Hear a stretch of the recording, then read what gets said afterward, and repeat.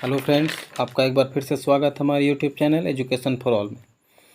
आज जैसा कि आप लोग जान रहे हैं कि हमारा राष्ट्रपति से संबंधित क्वेश्चंस का सीरीज चल रहा है और ये तीसरा सीरीज है, यानी कि पार्ट 3 है। हम जो हैं इसके बाद पार्ट 4 भी लाएंगे और आपका 4 पार्ट में ये ख़त्म हो जाएगा। 25-25 क्वेश्चंस का ये सीरीज चल रहा है। तो आज जो है चलते हैं हमें नए प्रश्न के साथ। तो आज का पहला हमारा जो प्रश्न है वो आपका स्क्रीन पे है। क्या है पहला प्रश्न? नामांकन के समय राष्ट्रपति पद के उम्मीदवार को कितनी राशि यानी जमानत के तौर पर कितना रुपया जमा करना पड़ता है? यानी कि जब कोई राष्ट्रपति पद के लिए अपना नामांकन करवाता है तो उसको एक सिक्योरिटी मनी के तौर पर कुछ पैसा जमा करना होता है। वो कितना रुपया होता है? 5,000 रुपया, 10,000, 15,000 या 20,000? तो इसका जो सही आंसर है वो ऑप्शन नंबर सी यानी कि 15,000 रुपये। ठीक है। अगला प्रश्न, जब राष्ट्रपति व उपराष्ट्रपति का पद खाली हो तो भारत के राष्ट्रपति के पद पर कौन होता है? यानी कि जब किसी भी कारण से राष्ट्रपति भी नहीं और उपराष्ट्रपति भी नहीं, यानी इनका पद खाली है, तब कौन जो है सो देश के राष्ट्रपति होंगे? तो इसका जो सही आंसर है वो है ऑप्शन नंबर बी यानी कि भारत के मुख्य न्यायाधीश। इसको हम लोग बोलते हैं CJI यानी चीफ जस्टिस ऑफ इंडिया।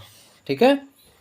आज का तीसरा प्रश्न कहता है, किस राष्ट्रपति ने कुछ समय के लिए गुटनिरपेक्ष आंदोलन के महासचिव का पद भी संभाला था? ठीक है।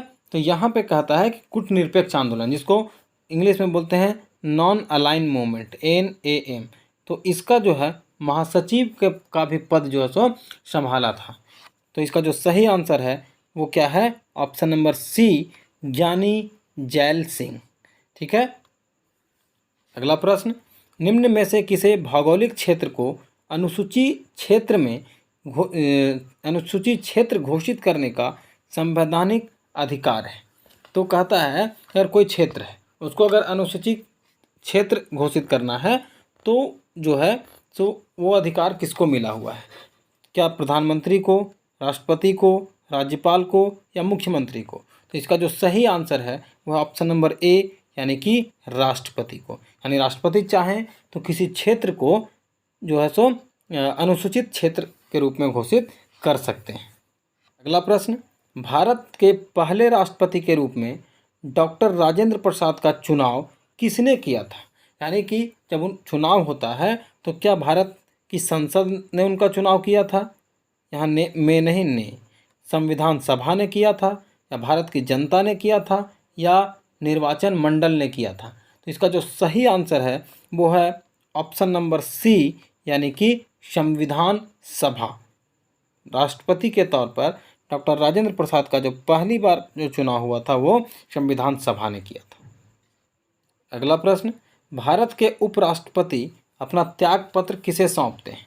तो याद रखिएगा, जो भी उपराष्ट्रपति होंगे वो अपना त्याग पत्र किसे सौंपेंगे? तो वो जो है सो राष्ट्रपति को अपना त्याग पत्र सौंपते हैं। और राष्ट्रपति किसको सौंपते हैं? उपराष्ट्रपति को। तो इसका सही आंसर क्या होगा? Option number A. ठीक है। अगला प्रश्न है, कहता है कि भारत के राष्ट्रपति पर महाभियोग लगाने का अधिकार किसे है? महाभियोग को इंग्लिश में बोलते हैं इम्पीचमेंट। ठीक है। तो ये किसको अधिकार है? सर्वोच्च न्यायालय को, या लोकसभा अध्यक्ष को, संसद के दोनों सदनों को, या प्रधानमंत्री को?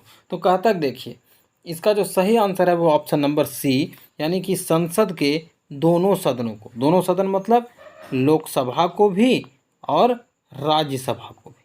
लोकसभा और राज्यसभा को भी। ठीक है। अगला प्रश्न, भारत के राष्ट्रपति राज्यसभा के कितने सदस्यों को मनोनीत कर सकते हैं? यानी कि राष्ट्रपति कितने सदस्यों को चुन सकते हैं, उनको राज्यसभा भेज सकते हैं? तो ऑप्शन है 2, 10, 12 या 6। तो याद रखिएगा कि राज्यसभा में ये कुल 12 लोगों को वो चुन सकते हैं जो अलग अलग फील्ड से हों, अलग अलग क्षेत्र से हों, इनको महारत हासिल है। तो ऑप्शन नंबर सी इसका सही आंसर होगा। अगला प्रश्न, राष्ट्रपति संविधान के किस अनुच्छेद के अंतर्गत अध्यादेश जारी करता है? यानी कि जो अध्यादेश जारी किया जाता है राष्ट्रपति के द्वारा वो जो है सो संविधान के किस अनुच्छेद के द्वारा ऐसा किया जाता है? तो कहता है अनुच्छेद 74, 78 या 127 या 124? तो इसका सही आंसर है ऑप्शन नंबर सी, यानी कि अनुच्छेद 127।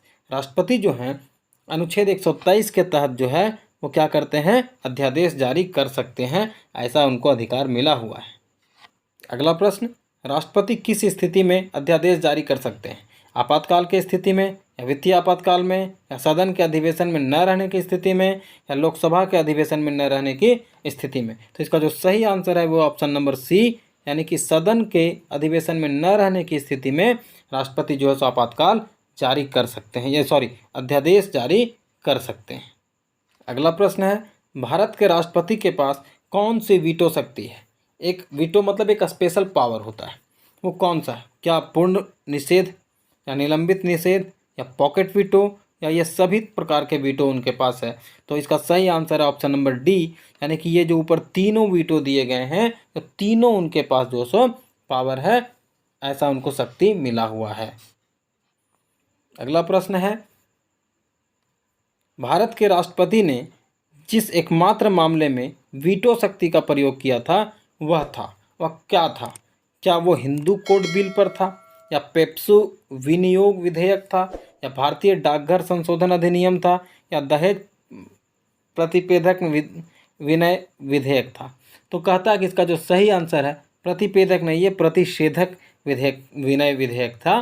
तो कहता है कि इसका जो सही आंसर है वो ऑप्शन नंबर सी है, यानी कि भारतीय डाकघर संशोधन अधिनियम के तहत एक जो भारत के राष्ट्रपति थे, ये एक ऐसा मामला है, एकमात्र मामला, इसमें वीटो शक्ति का प्रयोग किया गया है राष्ट्रपति के द्वारा।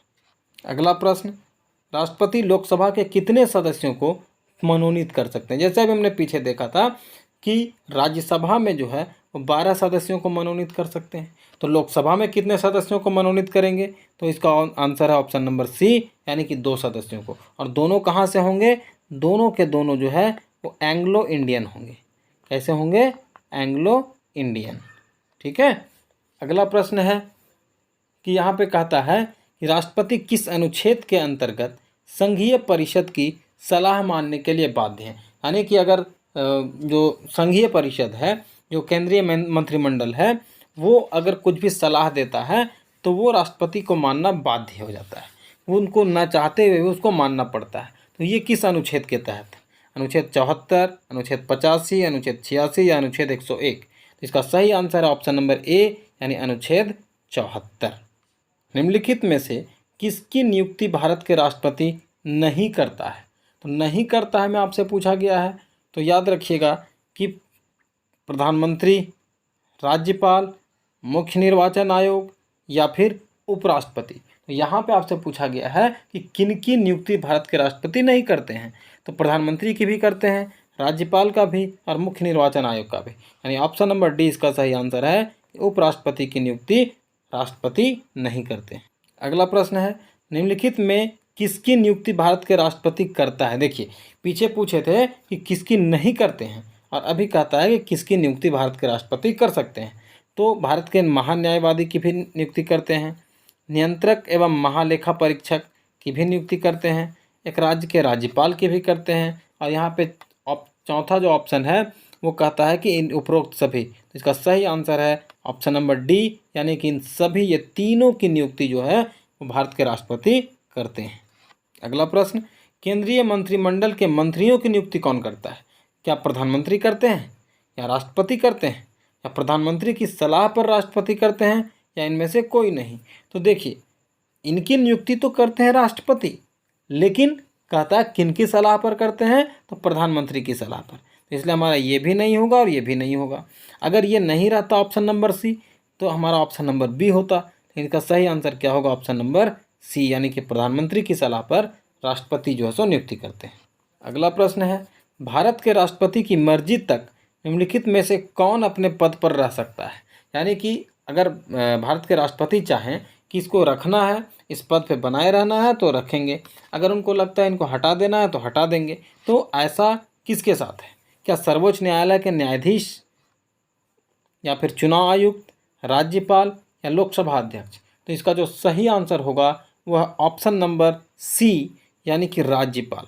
राज्यपाल को अगर राष्ट्रपति चाहें तो हटा सकते हैं, और अगर नहीं चाहें तो उनको नहीं हटा सकते हैं।